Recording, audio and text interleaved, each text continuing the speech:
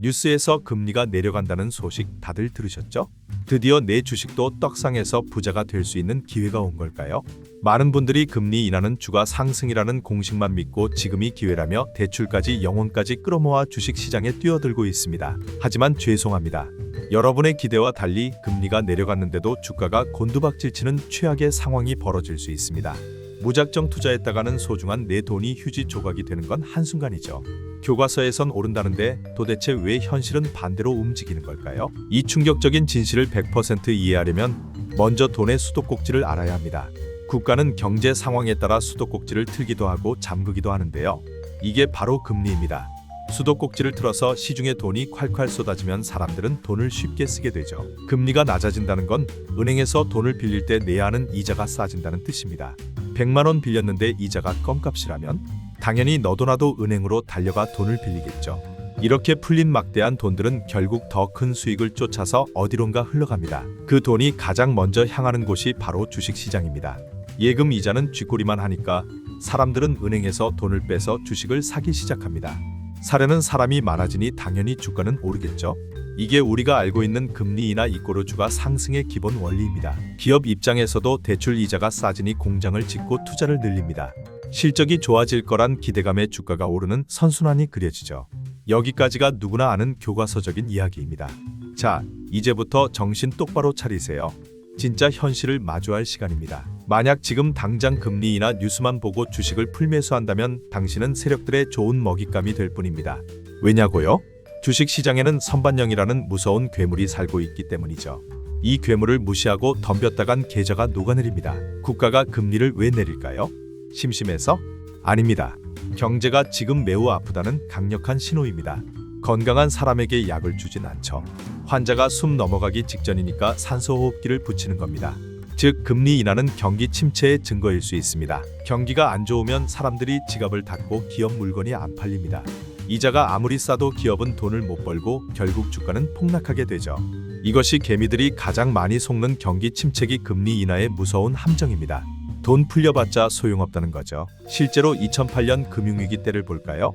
미국이 금리를 제로 수준까지 미친 듯이 내렸지만 주가는 오히려 반토막이 났습니다. 시장은 금리 인하를 호재가 아니라 경제가 망했다는 공포의 사이렌으로 받아들인 겁니다. 지금과 소름 돋기 비슷하죠? 그렇다면 금리 인하는 무조건 주식 폭락의 신호탄일까요? 그건 아닙니다. 금리 인하에도 착한 인하와 나쁜 인하가 따로 있거든요. 시장은 금리를 내리는 이유에 따라 천국과 지옥을 오갑니다. 비타민 주사인지 응급수술인지 구분해야 살 수 있죠. 경제가 아직 튼튼한데 혹시 모를 위험에 대비해 살짝 내리는 보험용 인하가 있습니다. 감기 걸리기 전에 미리 비타민을 먹는 격이죠. 이때는 시장이 환호합니다. 기업 실적도 좋고 돈도 풀리니 주가는 로켓처럼 솟구치게 됩니다. 이게 베스트 시나리오죠. 반면 침체 방어용 인하는 상황이 다릅니다.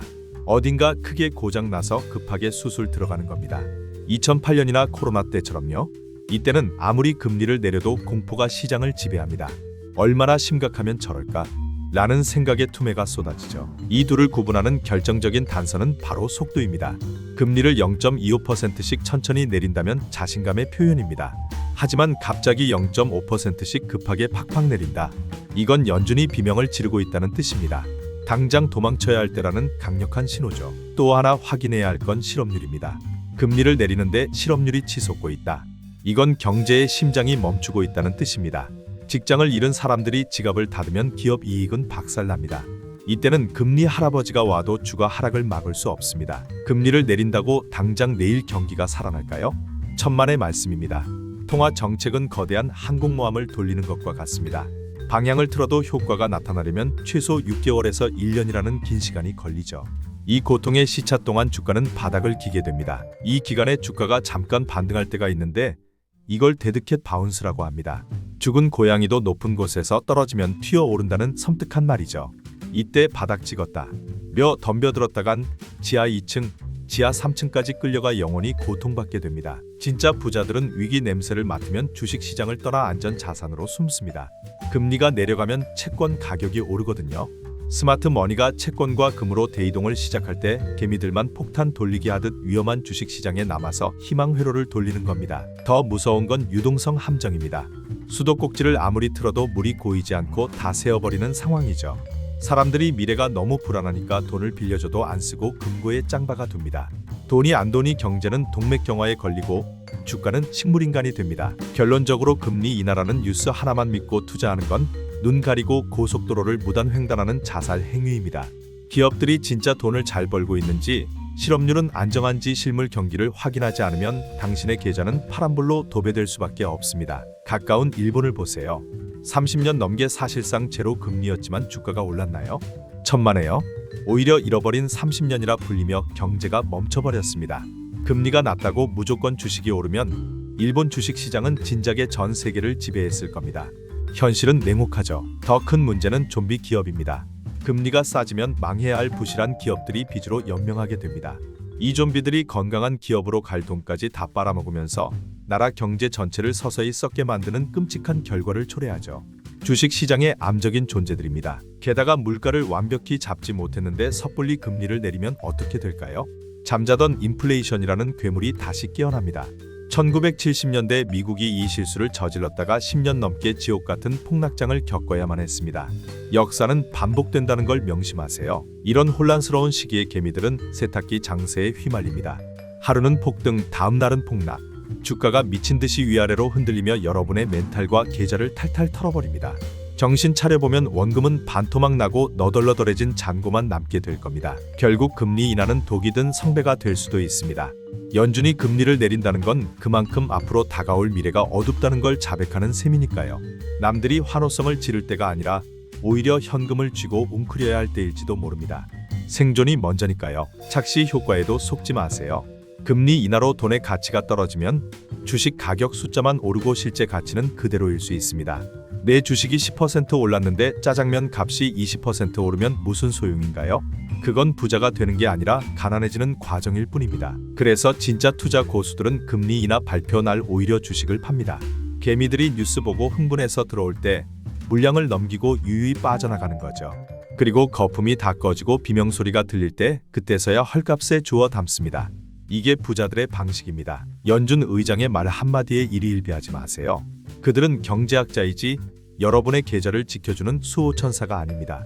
그들의 말 뒤에 숨겨진 행간을 읽지 못하면 우리는 영원히 그들이 설계한 판 위에서 놀아나는 장기말 신세를 면치 못할 것입니다. 결국 정답은 하나입니다. 금리가 오르든 내리든 돈을 미친 듯이 잘 버는 1등 기업은 살아남습니다. 비바람이 몰아쳐도 끄떡없는 튼튼한 집을 지은 기업을 찾아야 합니다. 금리 핑계만 대는 기업은 쳐다보지도 마세요. 실적만이 유일한 진실입니다. 자, 그렇다면 도대체 지금은 어떤 시기일까요? 착한 인하일까요? 아니면 공포의 침체 인하일까요? 지금부터 데이터로 증명된 3가지 시나리오를 통해 당장 여러분이 취해야 할 행동 지침을 딱 정해드리겠습니다. 채널 고정하세요. 첫 번째 시나리오는 모두가 꿈꾸는 골디락스입니다. 뜨겁지도 차갑지도 않은 딱 좋은 상태죠. 물가는 잡히고 경기는 침체되지 않는 기적 같은 상황입니다. 1995년 미국이 이걸 해냈는데 이때 주식은 그야말로 폭발적으로 상승했습니다. 두 번째는 가장 두려운 하드랜딩입니다. 물가를 잡으려다 경제의 뼈대까지 부러뜨리는 경우죠. 기업 실적이 박살나면서 실업자가 쏟아져 나옵니다. 이때는 금리를 아무리 내려도 공포심 때문에 주가는 바닥을 뚫고 지하로 내려갑니다. 마지막 세 번째는 노랜딩입니다. 비행기가 착륙을 못하고 계속 하늘을 맴도는 것처럼 경기는 좋은데 물가가 안 잡히는 겁니다. 이러면 연준은 다시 금리를 올릴 수도 있습니다. 시장에는 최악의 불확실성이자 피말리는 고문이나 다름없죠. 그렇다면 지금 우리는 어디로 가고 있을까요? 이걸 미리 알 수 있는 지옥의 예언서가 있습니다. 바로 장단기 금리 역전 현상입니다. 지난 50년 동안 경기 침체가 오기 전에 단 한 번도 틀리지 않고 100% 적중했던 소름 돋는 지표입니다. 상식적으로 돈을 오래 빌려주면 이자를 더 많이 받아야겠죠? 10년 만기 채권 금리가 2년짜리보다 높아야 정상입니다. 그런데 이게 뒤집혀서 단기 금리가 더 높아졌다면 은행 시스템이 망가졌다는 뜻이고 곧 경제에 거대한 태풍이 온다는 경고입니다. 최근 뉴스에서 이 장단기 금리 역전이 풀리고 있다는 소식 보셨나요? 이게 진짜 무서운 겁니다. 역전된 상태 그 자체보다 비정상이 다시 정상으로 돌아오는 바로 그 순간에 역사적으로 엄청난 경제 위기가 터졌기 때문입니다. 폭풍 전야의 고요함 같은 거죠. 단기 금리가 급격하게 떨어지면서 역전 현상이 해소된다는 건 연준이 아차, 큰일 났다 싶어서 허겁지겁 금리를 내린다는 증거입니다. 즉, 해소 시점이 곧 경기 침체의 시작점이라는 공식이 성립하죠. 과거 모든 폭락장이 정확히 이때 시작됐습니다. 지금 우리 상황이 딱 그렇습니다. 역대급으로 길었던 역전 현상이 이제 막 끝나가고 있습니다. 이건 곧 실물 경제에 거대한 충격파가 들이닥친다는 카운트다운과 같습니다. 안전벨트를 매라는 붉은색 경고등이 미친 듯이 깜빡이고 있는 상황인 거죠. 게다가 금리 인하의 효과는 당장 나타나지 않습니다. 고금리 기간 동안 쌓이고 쌓인 대출 이자의 고통은 이제부터가 진짜 시작이거든요. 기업들이 버티다 쓰러지는 시점이 바로 금리가 내려가기 시작하는 초반부와 정확히 겹치게 됩니다. 이미 빚더미에 앉은 사람들에게 찔끔 내리는 금리 인하는 코끼리 비스킷이나 다름없습니다. 원리금 상환 압박은 여전하고 자산 가격은 떨어지는데 빚은 그대로인 상황. 이걸 대차대조표 불황이라고 부르는데 일본이 이걸로 30년을 고생했습니다. 부동산 프로젝트 파이낸싱 PF 폭탄도 째깍거리고 있습니다. 고금리를 못 버티고 건설사들이 도미노처럼 쓰러지면 돈을 빌려준 금융권까지 순식간에 불길이 번집니다. 금융 시스템이 흔들리는데 주식시장만 멀쩡할 수 있을까요? 절대 불가능한 일입니다. 은행이 무너진다는 건 경제의 핏줄이 터지는 것과 같습니다. 실리콘밸리 은행 파산 사태 기억하시죠? 시스템 리스크가 터지면 금리고 뭐고 다 필요 없습니다. 공포에 질린 투자자들은 주식을 던지고 현금만 챙겨서 도망치기 바쁠 테니까요. 그래서 진짜 승부사들은 첫 금리 인하 때 절대 매수 버튼을 누르지 않습니다. 오히려 모든 악재가 터져나오고 개미들이 공포에 질려 주식을 헐값에 집어 던질 때까지 독수리처럼 기다립니다. 바닥에 피가 낭자할 때가 진짜 기회니까요. 우리는 드라마틱한 V자 반등을 꿈꾸지만 현실은 지루한 U자형이나 처참한 L자형 침체일 가능성이 높습니다. 바닥을 기는 그 긴 시간 동안 빚내서 들어온 투자자들은 이자를 못 버티고 말라 죽게 됩니다. 현금이 깡패라는 말 진리입니다. 그럼 도대체 언제 들어가야 할까요? 아이러니하게도 실업률이 최고점을 찍고 내려오기 시작할 때입니다. 뉴스가 온통 해고 소식으로 도배되고 모두가 절망할 때 그때가 바로 경기 회복의 첫 신호탄이자 인생 역전의 타이밍입니다. 절대로 연준 Fed과 싸우려 하지 마세요. 그들은 돈을 찍어내는 조폐공사 그 자체입니다. 연준이 돈을 풀겠다는 확실한 시그널을 주기 전까지는 납작 엎드려 있어야 합니다. 거대한 파도에 맞서 수영하려다간 아무도 모르게 휩쓸려 흔적도 없이 사라질 뿐입니다. 금리가 내려가면 가장 크게 웃는 건 성장주입니다. 기술주나 바이오처럼 당장은 돈을 못 벌어도 미래 대박을 꿈꾸는 기업들이죠. 이자가 싸지면 이 기업들의 미래 가치가 뻥튀기 되거든요. 나스닥 기술주들이 금리 인하 소식에 미친 듯이 춤을 추는 이유입니다. 반대로 배당주는 매력이 떨어질 수 있습니다. 은행 이자가 싸지니 배당 조금만 줘도 사람들이 몰리겠지만 함정이 있습니다. 경기가 어려워지면 기업이 배당금 자체를 깎거나 없앨 수 있거든요. 고배당의 달콤한 유혹 뒤에 숨겨진 배당 컷의 칼날을 조심하세요. 환율도 체크해야 합니다. 미국이 금리를 내리면 달러의 힘이 빠지겠죠? 그럼 글로벌 자금이 미국을 떠나 한국 같은 신흥국 주식시장으로 흘러들어올 가능성이 커집니다. 외국인 수급이 들어오면서 대형주들이 꿈틀대는 시기, 바로 이때를 매의 눈으로 노려야 합니다. 정리하자면 금리 인하 이꼬르 무조건 상승이라는 1차원적인 공식은 쓰레기통에 버리세요. 인하의 속도, 경기 침체 여부, 그리고 기업의 실적까지 3박자가 맞아야 진짜 불장이 옵니다. 이 복잡한 퍼즐을 완벽하게 맞추는 사람만이 부의 추월차선에 탈 자격이 있습니다. 주식시장은 여러분의 심리를 조종하는 악마입니다.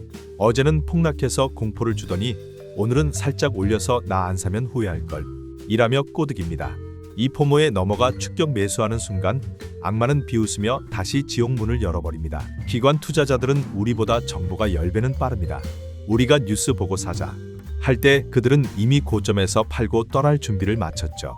개미들이 기관을 이기려고 하는 건 초등학생이 프로 권투 선수에게 덤비는 것과 같습니다. 체급 차이를 인정하세요. 지금 같은 시기에 현금은 쓰레기가 아니라 가장 강력한 무기입니다. 현금은 주식이 반토막 났을 때 헐값에 기업을 쇼핑할 수 있는 총알이거든요. 총알 없이 전쟁터에 나가는 건 바보짓입니다. 남들이 피 흘릴 때 죽기 위해선 현금을 꽉 쥐고 계세요. 존버 장기 투자하면 무조건 승리한다고요? 계좌가 마이너스 50% 찍혀 있는데 밤에 잠이 올까요? 말은 쉽지만 멘탈이 바사삭 부서져서 바닥에서 손절하는 게 인간의 본성입니다. 10년을 버틸 수 있는 확신과 여유 자금이 없다면 장기 투자는 희망 고문일 뿐입니다. 또 하나 명심할 점은 금리가 내려가도 옛날처럼 제로 금리 시대는 다시 오지 않을 수 있다는 겁니다. 돈이 값이 싸지는 게 아니라 이제야 정상 가격을 찾아가는 과정일 뿐이죠. 저금리 뽕에 취해 있던 환상에서 빨리 깨어나야 생존할 수 있습니다. 그럼 뭘 사야 할까요? 정답은 가격 결정권을 가진 기업입니다. 경기가 안 좋아도 가격을 올리면 소비자가 지갑을 열 수밖에 없는 독보적인 기업들 말이죠. 내가 돈이 없어도 스마트폰은 쓰고 콜라는 마시잖아요. 이런 대체 불가능한 기업만이 유일한 피난처입니다. 반면 기술력도 없이 빚으로 연명하던 중소형주들은 먼지처럼 사라질 겁니다. 금리가 내려가면 기업들도 빈익빈 부익부가 극심해지거든요. 10배 오를 잡주 찾지 말고 절대 망하지 않을 1등 주식을 보세요. 지금은 수익률보다 생존이 1순위인 서바이벌 게임입니다. 통계적으로 주식시장의 진짜 바닥은 첫 금리 인하 때가 아니라 금리 인하가 거의 끝날 무렵이었습니다. 경제가 완전히 망가지고 나서야 바닥을 찍고 올라간다는 뜻이죠. 첫 출발 총소리에 흥분하지 마세요. 진짜 기회는 남들이 다 죽었다고 할 때 조용히 찾아옵니다. 결국 핵심은 소비입니다. 금리를 내려도 사람들이 돈을 안 쓰면 말짱 도루묵입니다. 기업 물건이 안 팔리면 실적은 곤두박질치고 주가는 폭락하겠죠. 연준 의장의 입만 쳐다보지 말고 이웃집 장바구니를 보세요. 카트가 비어있다면 아직 바닥은 한참 남은 겁니다. 모두가 연착륙을 꿈꿉니다. 물가도 잡고 경기도 안 망가지는 아름다운 결말이죠. 하지만 역사는 잔혹합니다. 지난 10번의 금리 인상기 중 8번은 결국 경제 위기로 끝났습니다. 연착륙에 베팅하는 건 당첨 확률 20%짜리 복권을 사놓고 대박 나길 비는 것과 같습니다. 주식보다 먼저 터지는 게 회사채 시장입니다. 신용 등급 낮은 기업들의 이자율이 치솟고 있다면 이건 탄광 속 카나리아가 죽었다는 뜻입니다. 주식시장 붕괴가 코앞까지 왔다는 가장 확실하고 소름 돋는 선행지표죠. 지금 경고음이 울리고 있습니다. 투자의 규제 워렌 버핏이 역대 최대 현금을 쌓아두고 있다는 뉴스 보셨나요? 산전수전 다 겪은 할아버지가 왜 주식을 안 사고 현금만 모을까요? 지금 가격이 비정상적으로 비싸다는 걸 본능적으로 알고 있기 때문입니다. 고수의 등 뒤를 따라야 삽니다. 실업자가 늘어나면 비극이지만 아이러니하게도 투자의 기회는 그때 옵니다. 연준이 기겁하고 돈을 미친 듯이 풀 때 그때가 바로 박앤세일 기간입니다. 지금은 아닙니다. 아직도 파티장에는 음악이 흐르고 있고 취한 사람들이 남아있으니까요. 주식 투자는 머리 좋은 사람이 돈을 버는 게 아니라 엉덩이 무거운 사람이 이기는 게임입니다. 남들이 공포에 질려 이제 주식은 끝났다고 욕할 때까지 기다리세요. 섣부른 예측은 패가망신의 지름길이고 인내는 수익의 어머니입니다. 자, 이제 결론을 내리겠습니다. 금리 인하는 분명 호재가 될 수 있지만 그 전에 반드시 거쳐야 할 고통의 터널이 있습니다. 이 터널을 무사히 통과하기 위한 절대 잃지 않는 3가지 최종 행동 수칙을 마지막으로 정리해 드립니다. 집중하세요. 첫째, 바닥을 잡으려고 손을 내밀지 마세요. 떨어지는 칼날을 맨손으로 잡는 꼴입니다. 무릎에서 사서 어깨에 팔라는 말이 있죠. 바닥을 확인하고 조금 비싸게 사더라도 안전할 때 들어가는 게 고수입니다. 잃지 않는 것이 버는 것보다 훨씬 중요합니다. 둘째, 불황에는 1등 기업이 시장을 독식합니다. 2등, 3등 기업들이 망하면 그 점유율을 1등이 다 흡수하거든요. 위기가 끝나면 1등 기업은 괴물이 되어 있을 겁니다. 애매한 기업 수십 개보다 확실한 대장주 하나가 여러분의 노를 책임져 줄 겁니다. 셋째, 공포를 이겨내세요. 자본주의 역사상 모든 위기는 결국 극복되었습니다. 남들이 공포에 질려 시장을 욕하고 떠날 때 그때가 바로 부의 추월 차선에 올라탈 유일한 타이밍입니다. 부자는 위기를 기회로 바꾸는 사람이고 빈자는 위기에 숨는 사람입니다. 금리 인하는 마법 지팡이가 아닙니다. 그 뒤에 경기 침체라는 독사과가 숨겨져 있을 수 있다는 걸 명심하세요. 오늘 내용을 모르면 당신의 자산은 녹아내리겠지만 제대로 이해했다면 다가올 위기는 단군 일의 최고의 기회가 될 것입니다. 공부해야 살아남습니다. 다음 영상에서는 남미의 북극 아르헨티나의 몰락, 포퓰리즘이 나라 하나를 100년 후퇴시킨 과정을 분석해 드리겠습니다. 남들보다 한 발 앞서 부의 기회를 잡고 싶다면 구독과 좋아요 누르고 기다려주세요. 어려운 경제 지식 동물경제연구소가 가장 쉽고 잔인하게 팩트만 꽂아 드리겠습니다.